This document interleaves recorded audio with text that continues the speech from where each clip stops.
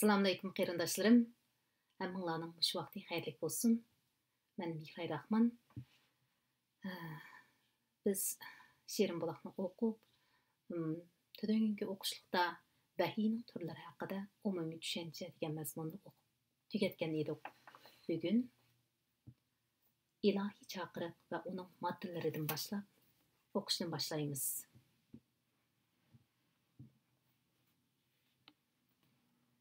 İlahi çağırıq ve onun maddeleri.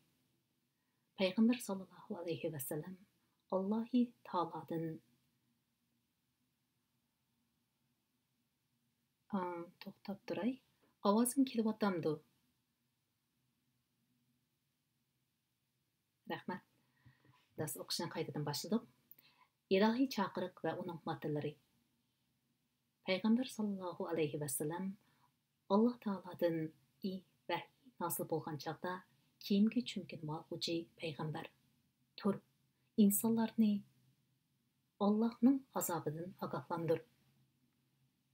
Parvardigoringni ulug'la, kiyimingni pok tut, azobdan, ya'ni azobga duchor qiladigan ishlardan yiroq bo'l. Ko'p elish niyatida berma, ya'ni bir kishiga biror narsa sovg'a bersang, uningdan bergan narsangdan ko'proq elishni tama qilma.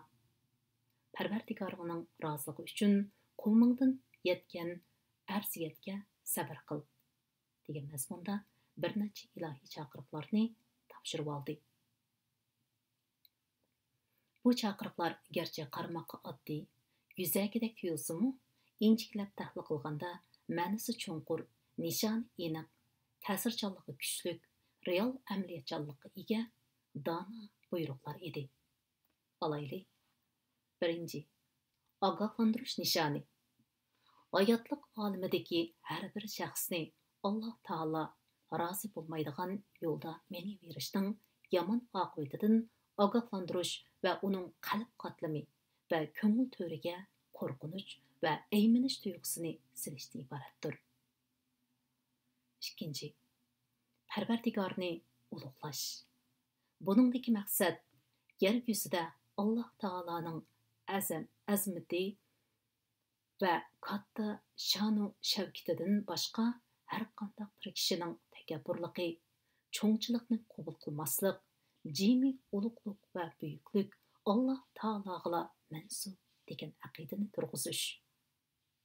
Uchinchi, kiyimni pok tutish va azobga duchor qiladigan ishlarni tashlash, ichi va teshini uzib kesil poklash.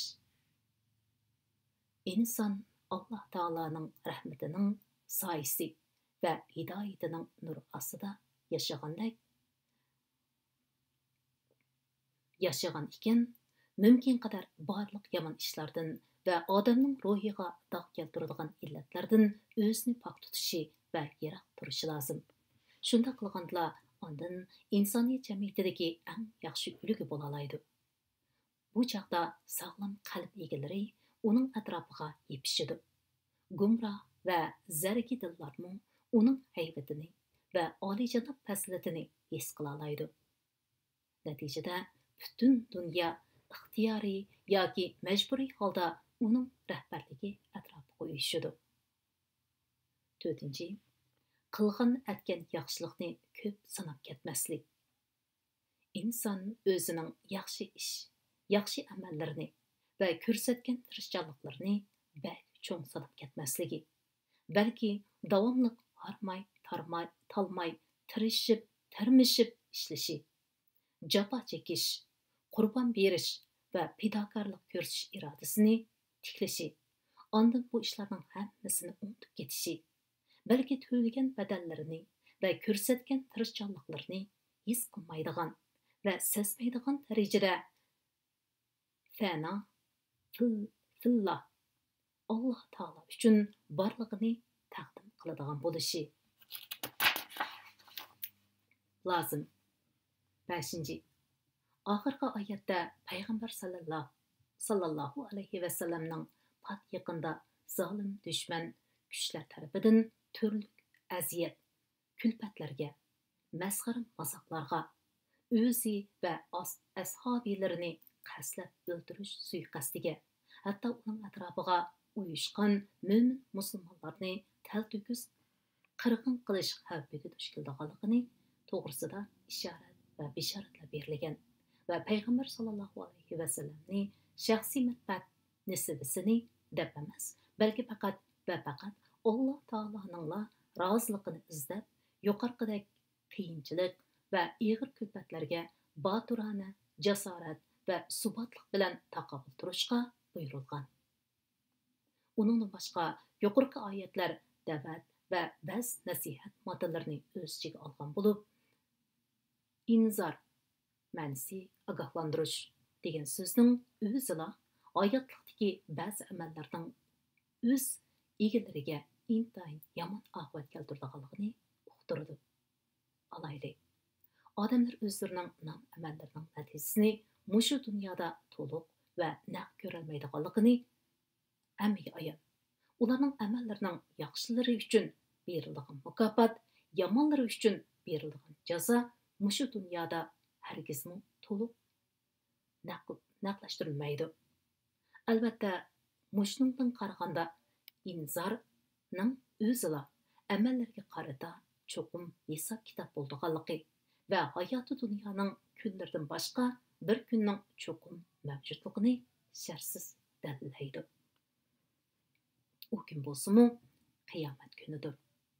Mana bu kunning mavjudligi biz hozir yashayotgan hayotdan o'zga bir hayotlikning mavjudligini texim kuchli talab qiladi. Oyatning davomi, ya'ni bandalardan to'g'ri aqidaning bo'lishini, hamma ishda Alloh taologa tavakkul qilishni, o'z kumchiga cho'q tortish, o'z manfaatini a'lo bilishlik shaxsiyatchilikni tark etishni va Alloh taoloni Alloh taoloni norozi qilish badaliga bandalarning roziligi va qo'llashini qo'lga keltirishdek nopok illatlarni qat'iy tark etishni talab qiladi. Da'vat temalarini yana tuvandagidek modellarga markazlashtirishga bo'ladi. Birinchi, tavhid, ya'ni tabiatning yaratquchisi va boshqaruvchisi yakka yagona Alloh deb e'tiqod qilish. Ikkinchi, qiyomat kuniga iymon keltirish. Uchinchi, yomon oqibatlarga ilib boradigan munkar, shahvatparast ishlardan qo'l uzish va ulug'vor, olijanob va fazilatli ishlarni ko'proq qilish orqali o'z nafsini tazkiya qilish. Tazkiya qilish degan so'zning ma'nosi poklash. To'rtinchi, ishlarning hammasini Alloh taologa topshirish.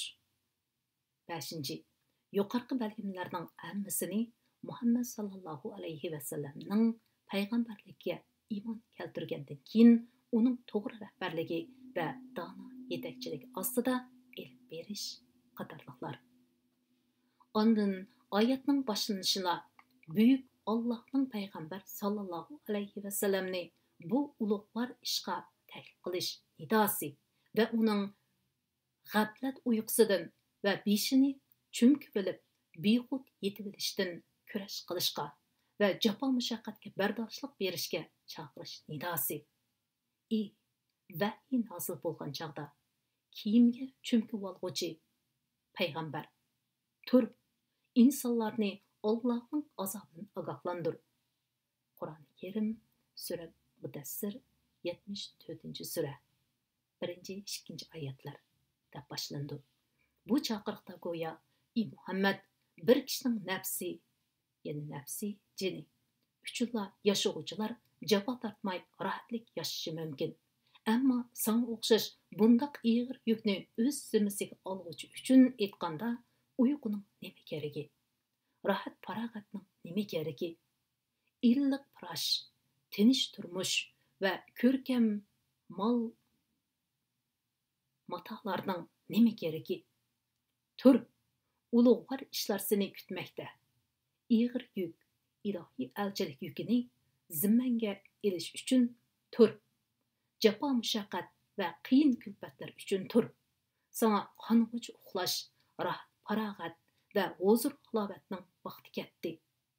Endi bugundan e'tiboran izchil bidorlik ve uzoqqa so'zilgan jafoliq kurash boshlandi. Tur, mushu ishlar uchun tayyor tur va buyruq kut deyilgan edi. Mana bu qat'iy ham keskin buyruqlar payg'ambar sallallohu alayhi vasallamni oila shodligidan, rohatlik, illiq ko'rpisidan va tinch xotirjam turmushidan so'rab chiqib, kishilarning ideyaviy ahvoli va turmush amaliyotidagi mavqasizlik, xurofotlik va nohaqchiliklar orasiga ixtiyorsiz ittirib kirdi. Payg'ambar sallallohu alayhi vasallam bu buyruqlarga binoan o'rnidan dasturdi. U shu turgancha 20 yildan ko'proq vaqt izchil, sobit, barqadam turdi. U deb rahat seg'inib o'tirmadi. Zerikib to'xtab qolmadi. O'z nafsi uchun va yoki oila taobotlari uchun yashamadi. U yer yuzidagi eng ig'ir yuk, cho'ng omonat yukini, insoniyatning ideya, e'tiqod yukini va har qaysi maydonlardagi jang yukini o'z zimmasiga ilib, aramay, talmay, izchil Alloh taoloning diniga da'vat qilib, 20 yildan ko'proq hayotini kurash maydonida o'tkazdi. U bu ilohiy chaqiriqni topshirib olib, eng ig'ir vazifa, payg'ambarlik vazifasini ustiga olgandan buyon bir ishni, ya'ni bir ishqa to'qinishtirib qo'ymadi. Bir ishni deb yana bir ishni oqsitib qo'ymadi. Alloh taolo uningga biz va barliq musulmonlar nomidan eng yaxshi mukofot ato qilsin. Amin. Amin. Tuvandagi qurlar payg'ambar sallallohu alayhi vasallamning da'vat elib borgan jarayondagi jafoliq va kurashchan umr manzillarining kichikiltirilgan kartinasidir. Uni ko'ngil ekraningizdan o'tkazib ko'rgaysiz. Bu yerda bir rasm bor ekan. Kitobni keyin qo'linglarga olgandan keyin ko'rib baxsanglar bo'ladi.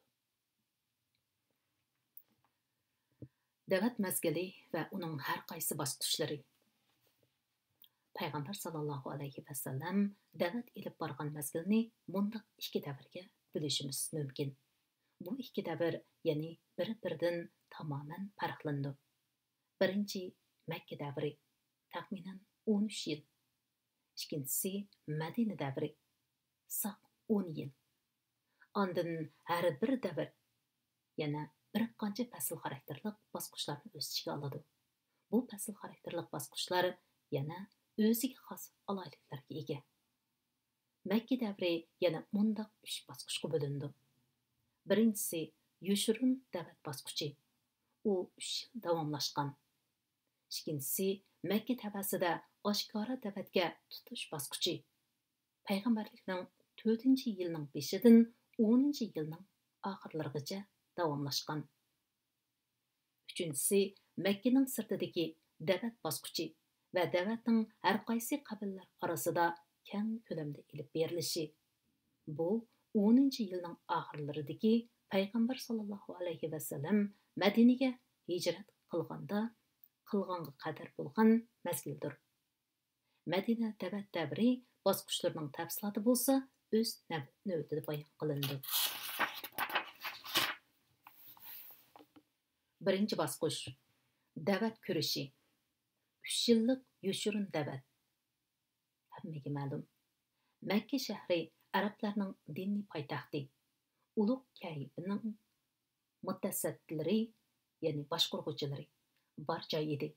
Butun arab xalqining nazaridagi atalmish muqaddas but haykallariga qarg'uvchilarning hammasi mushu yerga o'tiraqlashgan edi.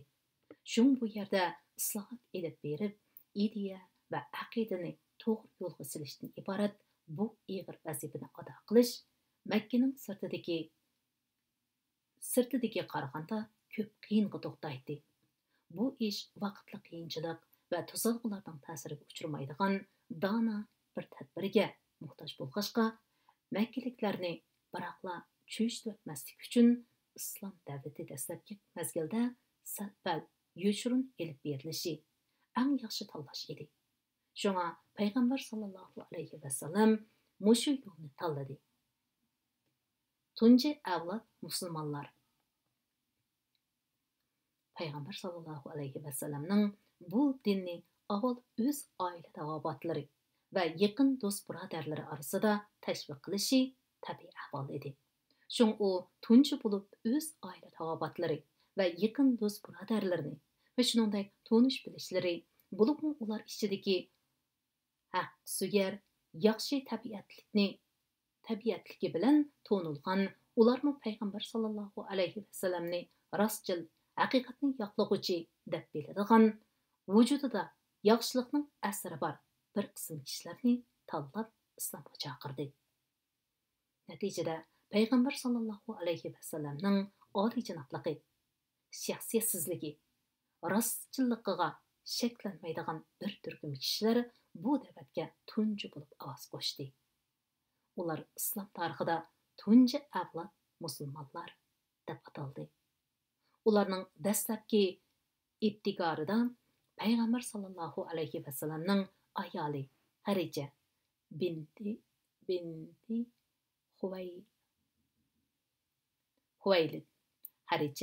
Huvaylid payg'ambar sallallohu alayhi vasallamning ozod qilib etgan quli Zayd ibn Haris ibn Shurahbil Kalbi va payg'ambar sallallohu alayhi vasallamning tog'asining o'g'li Ali ibn Abi Talib.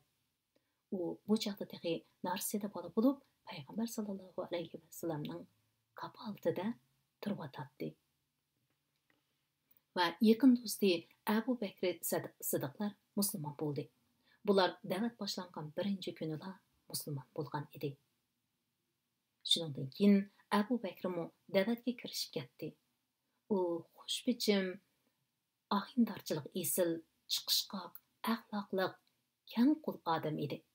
Uning ustiga uning farosatligi, tijoratdagi epi va shirin suhbatlik bo'lishdek aloyligi uning qum jamoati orasidagi bordi keldi munosabatini quyuqlashtirgan edi va al orasidagi ta'sirini zo'raytgan edi. Shung u o'zining suhbatiga hozir qiladigan qum qarindoshlaridan ishchanch qila oladiganlarni islomga da'vat qildi. Natijada uning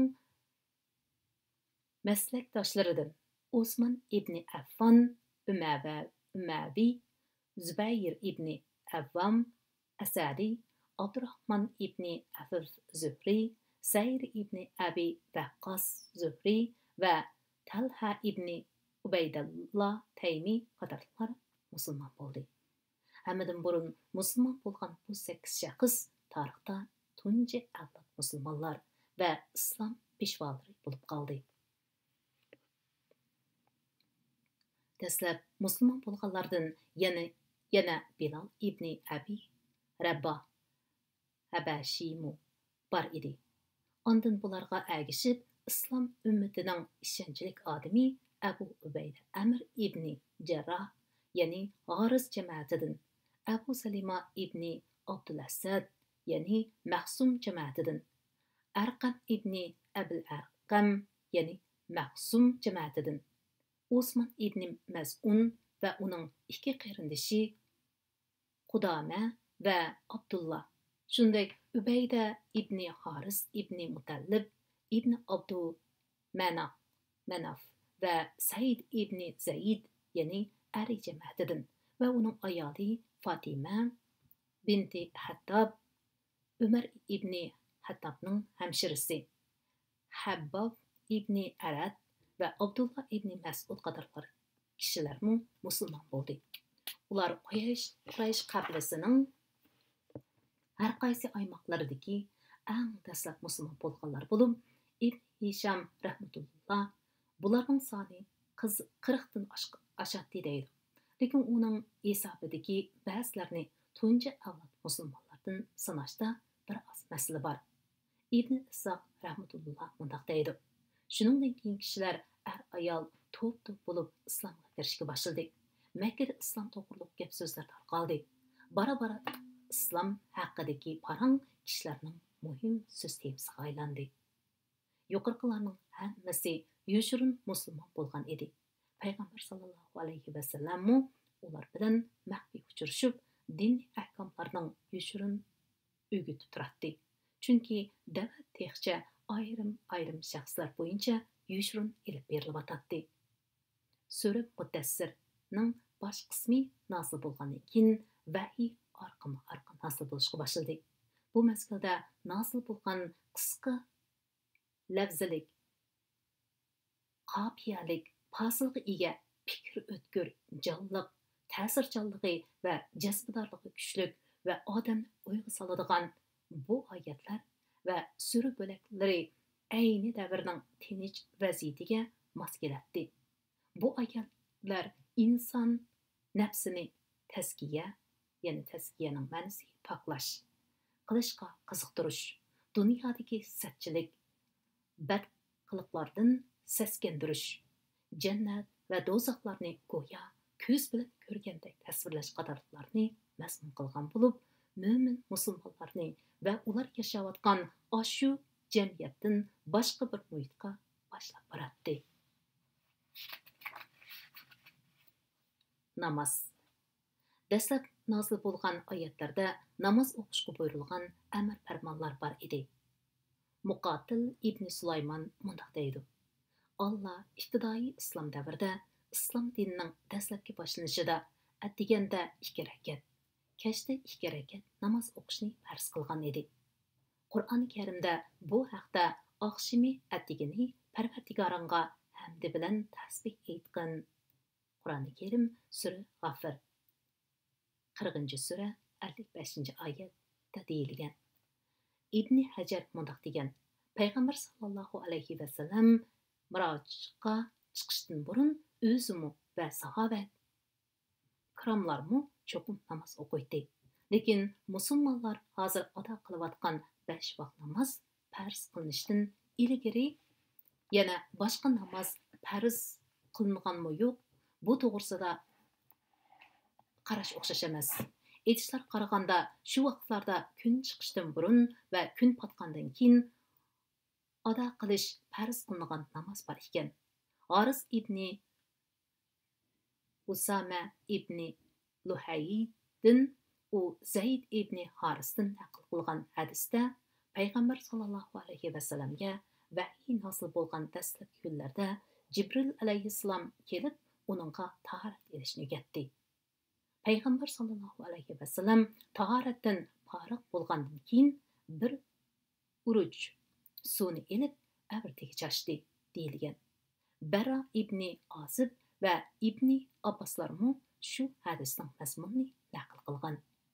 Ibn Abbosning rivoyatida mana bu eng burun nozil bo'lgan farzlar edi degan so'z qisqirilgan. Tariq ibn Hisham degan kitobda payg'ambar sallallohu alayhi vasallam va sahobalar namoz vaqti kirganda tog' jilg'alarida berib, ali ko'zidan yiroq joylarda namozlarni yoshirin o'qishib keladi. Bir qitim Abu Talib payg'ambar sallallohu alayhi vasallam bilan alning namoz o'qiyotganligini ko'rib, buning nima ish ekanligini so'ragan va haqiqiy ahvolni uqqandan keyin bu ikkilarni subatliq bo'lishga buyurgan deyilgan. Bu haqdagi to'liqsiz ma'lumotning Quraysh katalariga anglanishi. Ayni chog'dagi voqealarning har qaysi taraflariga nazar solganimizda, mushu mazgilda da'vat garchi maxfiy va ayrim shaxslar bo'yicha yoshirin elib berilayotgan bo'lsa-mu, Quraysh doiralari buni o'qmay qolmagan. Biroq ular buningga ortiqcha parvo qilib ketmagan edi. Muhammad G'azzoli mundoq degan: islom da'vati haqidagi mish-mish xabarlar Quraysh doiralariga yetgan bo'lsa-mu, ular buningga ahamiyat berib ketmadi. Chunki ular Muhammad sallallohu alayhi vasallamni Umayya ibn Abi Salt, Qis ibn Said va Amr ibn Nufaylarga o'xshash ilohiyat va uning haqlari ustida gap qiladigan din da'vogarlaridan biri bo'lsa kerak deb qaragan edi. Lekin ular da'vat xabarining atrofga tarab ta'sir kengayib ketishdan ansirab, da'vat va uning kundalik taraqqiyot ahvolini kuzatishga va bunga kirganlarni asridan nazorat qilishga boshladi. Hash-pash deguncha 3 yil o'tib ketdi. İslam davati gerçi shaxslar aro yo'shirin ilib berilayotgan bo'lsa-mu, lekin bu kamgacha islomiy qarindoshlik va o'zaro hamkorlik asosida elchilikni yetkazoladigan va uni o'z joyiga qaror topqizish vazifasini ado qila oladigan bir turkum sodiq mo'minlar allaqachon yetishib bo'lgan edi. Shuningdan keyin payg'ambar sollallohu alayhi vasallamni oshkora da'vatga o'tishga, botil ishlarga qo'rqmay qarshi turishga va butparastlikka qarshi qat'iy maydonda turishga undab vahiylar hosil bo'ldi.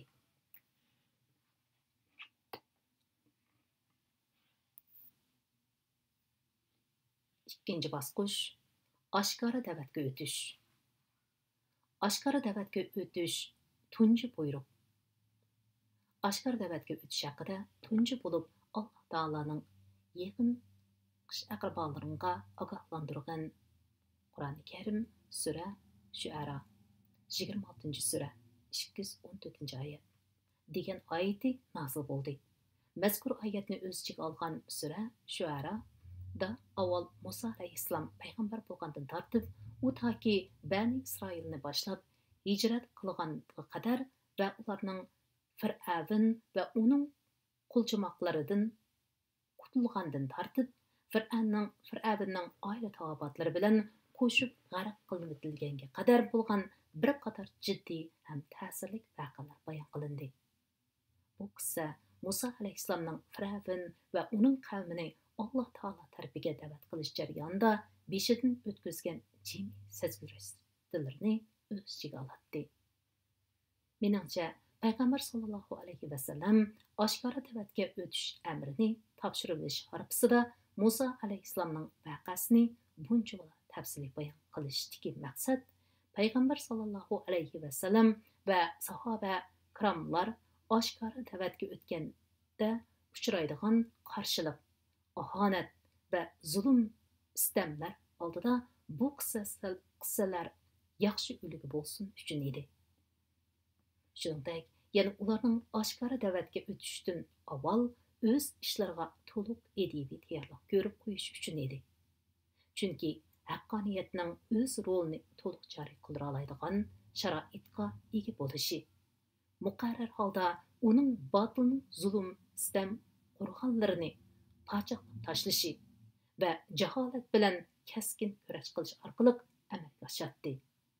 Shunga musulmonlardanmi shu qiyinchiliklarga bardoshlik bera oladigan to'liq ideyaviy tayyorlik bo'lishi, tavratmas e'tiqod va iroda turg'izilishi zarur edi.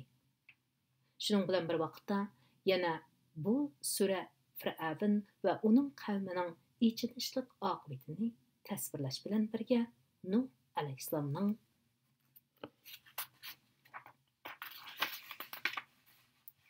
qavmi Ad, Samud xalqi va Ibrohim alayhissalomning qavmi Lut alayhissalomning qavmi qatorliq Alloh taolaning payg'ambarlarini yolg'onga chiqaruvchilarning oqibati va ayka aholilarining ichinishlik oqibatining tasvirini o'z ichiga oldi. Buningdagi maqsadmi albatta pat orada o'z payg'ambarlariga qarg'ularcha qarshi chiqib, uni inkor qiluvchilarning o'z qilmishlarining oqibatini bilib bilishi, hatto qarshi maydonda davomli turaveradigan bo'lsa, cho'qim Alloh taolaning qattiq g'azabiga duchor bo'lganligini bilib bilishi va mo'minlarning o'zlarining kelgusi istiqbolining cho'qim porloq bo'lganligini aniq oydinlashtirish uchun edi. Yaqin aqrabolar orasidagi oshkora da'vat. Mazkur oyat nozil bo'lgandan keyin payg'ambar sollallohu alayhi vasallam avval Bani Hoshim jamoatini chaqirdi. Ular mushuan hozir bo'lishdi. Ularga Bani Mutallib ibn Abdumannaf jamoatidan bir qancha odam qo'shilib yig'ildi. Yig'in qatnashuvchilarining soni 45 kishiga yetdi. Ular to'liqlanib bo'lmay turibla Abu Lahab va Surning kayfiyatini buzdi. Bu o'tirganlarning hammasi sening tog'laring va yoki tog'laringning bolalari. Ha so'zla, Lekin heriqi yot dinning gepini qilg'uchi bo'lma. Shuni bilishing kerakki, sening qavming butun arablarga taqobil turolmaydi. Seni to'sishga men haqli. Ammo hozircha o'z pushtlaring kifoya. Navoda gepimga quloq solmay o'z beshimchilik qilaveradigan bo'lsang, butun arablar bir yangdan qo'l chiqarib, Qurayishlar bosh bo'lib san qo'l solgandan ko'ra o'z jamoatingning seni to'sqini tuzuk. Men urug' tuqqanlaringga seningdek balo qazo keltirgan odamni ko'rmagan, dedi. Payg'ambar sallallohu alayhi vasallam javob qaytarmay jim turdi. Shuning bilan so'rin ahli tarqab ketishdi. Shundan keyin Payg'ambar sallallohu alayhi vasallam heliqi jamoatdoshlarini yana bir qatim yig'ib so'z qildi. O so'zda jimi hamdu sana Allohga xosdir. Men uningga hamdu sana aytaman. Uningdan madad va yordam tilayman. Allohga iymon keltiraman va uningga tavakkul qilaman. Guvohlik bermanki, Alloh yakkigonidir, sherigi yo'qdir, dedi. Ondan mundaq dedi. Cho'qim har qavmining elchisi o'z xalqiga yolg'on so'zlamaydi. Yakkigoni Alloh bilan qasam qilamanki, uningdan boshqa iloh yo'qdir. Men Allohning sizlarga Alloh yetan, butun insonlarga umumatan avatgan elchisidirman. Alloh bilan qasamki, sizlar go'yo uxlagandek o'lisizlar. Uyg'ongandek tirilisizlar. Qilgan atgan nam amallaringlardan hisob bersizlar. Hisobdan keyin o'rinlar mangulik jannatda bo'ladi va yoki mangulik do'zaxda bo'ladi. Xolos, dedi. Buningga qarata Abu Talib nihoyatda yaxshi pozitsiya bildirdi. U mundaq dedi. Sana yordamda bo'lish biz uchun sharaf. Biz sening nasihatingni albatta qabul qilamiz. So'zingga chin tutamiz. Mana sening buvangning avlodlari jam o'tdimiz. Men ularning biri bo'lish sifatim bilan sen yoqtirilgan ishlarga oldirayman. Sen o'z ishingga ravon bo'lgin. Asbroy Xudo, men seni mangu qo'llayman va himoya qilaman. Birli ish. Otam Abdul Mutallibning dinidan ayrilishga ko'nglim unmayotidi. Uning keyindan Abu Lahab ig'iz ichib, "Ya Alloh, bu satchilikni uni boshqalarning to'sig'idan ko'ra o'zinglar to'ssanglar bo'lmamdi", dedi. Buning javoban Abu Talib, "Alloh bilan qasam qilamizki, biz hayotli bo'lganmiz, uni jon tikib qo'llaymiz", dedi. So'rin ahli o'lg'ul ichida tarqab ketishdi.